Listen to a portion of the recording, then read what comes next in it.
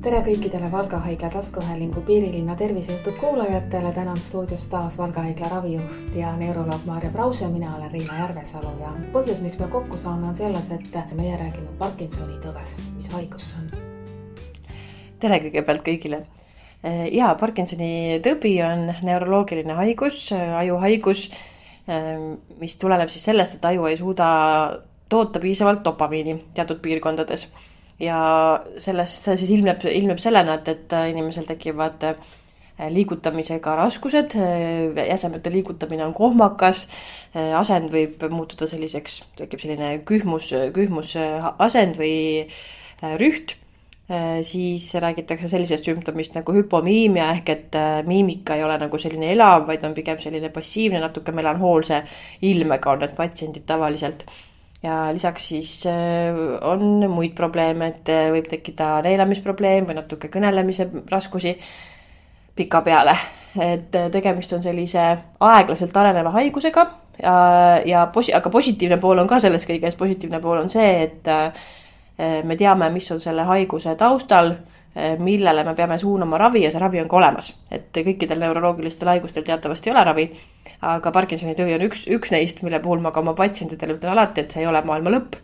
Eluiga see haigus ei lühenda ja sellel on olemas erinevad ravimid, ravivormid ja nendega saavutatakse väga häid tulemusi niimoodi, et elu kvaliteet ikkagi suudetakse säilitada.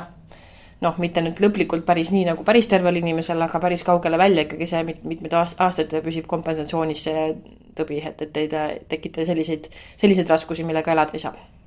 See haigus ei ole välja ravitav, aga miks ta üldse tekib või kellel ta tekib? Seda tekke põhjust tegelikult ei teata, nagu päris paljudel muudel haigustel maailmas on veel tänapäeval nii, et me teame, millest ta nagu seisneb või mis kehas toimub, kui inimene selle haiguse endale saab, aga miks see haigus vallandub, seda me ei tea ja Parkinsoni tõbi on üks nendest, et me tegelikult ei tea, mispärast see aju siis seda dopamiini enam nii palju tooda, kui vaja on nendes teatud piirkondades ja lõplikku põhjust ei teata, et on juhtumeid, mis on just nagu natukene geneetilised, et on ka teisi haigusjuhtumeid suguvõsas, aga võib-olla ka täiesti nii, et mitte kellelgi teisel ei ole, lastel ei ole. Et selle mõttes geneetiline haigust otseselt ei ole ja samamoodi ei ole ta ka teadusuuringute põhjal viidud kokku mingi elustiili probleemidega või millegi muu taolisega, et see lihtsalt ongi täiesti teadmata või võib selle mõttes tekkida nagu kellel iganes põhimõtteliselt. Kui palju vastab tõele see, et see haigus ohustab rohkem naisi kui mehi? Statistiline väike erinevus on naiste kasuks nii-öelda, aga mitte nüüd niivõrd suur, et tegelikult jah, kui ma oma patsientuuri peale mõtlen, siis jah, tõepoolest naisi on rohkem, aga ma nüüd täpselt protsenti ei oska öelda, mis see nüüd kõige viimaste uuringute andmete põhjal on. Ja samamoodi siis see vanuseline asi, et pigem on ta selline 60+ inimeste haigus, aga on juhtumeid, et ta on ka nagu early onset nii-öelda ehk et varakult algav Parkinsoni tõbi. Missugused on Parkinsoni tõve esmased tunnused, et patsient võiks juba endal kas või kahtlustada, et õigel ajal arsti poole pöörduda? Jah, tegelikult kõige klassikalisem sümptom, mis jäi alguses mainimata, on siis treemor käes ehk selline käevärin, see võib olla ka jalas ja see on tavaliselt ühepoolne, et ühel pool on, ühes käes on, teises käes ei ole. See on selline neuroloogi silmale selline iseloomulik, et tihti tulevad patsiendid, kes on mures, et nende mõlemad käed natukene värisevad, selline peene amplituudiline värin ütleme, et mõlemas käes, et kardavad, et see on Parkinsoni tõbi, aga see enamasti või jah, selles mõttes ainult selle sümptomi põhjal vaadatuna on pigem selline healoomuline treemor ehk et healoomuline värin ja mitte midagi muud ei tulegi sellele juurde, aga kui ta on selline tüüpiline teatud tüüpi ühe käe värin, siis juba neuroloog hindab muid asju, ta vaatab, kuidas on liigeste liikuvus, küsitleb, kuidas on kõndimisega, kas on kõnnimuster muutunud, kas on kuidagi käed või jalad või kehatüvi jäigemaks jäänud, et siis juba me saame vihjeid, et see võib olla algav Parkinsoni tõbi.